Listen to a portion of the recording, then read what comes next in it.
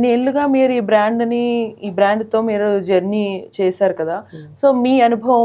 ఏదైనా నిజాయితీగా బిజినెస్ చేసుకోవాలి, హానెస్ట్గా ఉండాలి, కస్టమర్ రెస్పాన్స్ చేయాలి, పర్ఫెక్ట్ సర్వీస్ చేయాలి, పర్ఫెక్ట్ రిసీవింగ్ చేసుకోవాలి, అవును.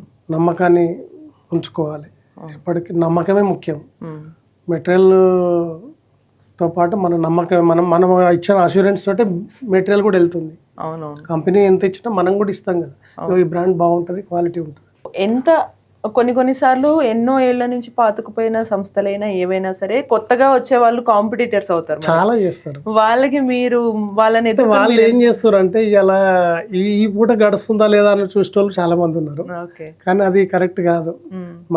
మనము ఒక ఎస్టాబ్లిష్మెంట్ చేస్తున్నాం అంటే దాని వెనుక మన దగ్గర లేబర్ పనిచేస్తారు, వర్కర్స్ పనిచేస్తారు, రెంట్ కట్టాలి, జీతాలు ఇవ్వాలి, ట్యాక్స్ కట్టాలి, ఇవన్నీ ఉంటాయి. కాబట్టి దాని తగ్గట్టన్నా కొద్దిగానన్నా ప్రాఫిట్ తీసుకొని ఇవ్వాలి. ఇక మనం లాస్లో అమ్మితే మనకి ఎవరు చూసేటోళ్ళు లేరు కదా, మనది మనమే నిలబెట్టుకోవాలి.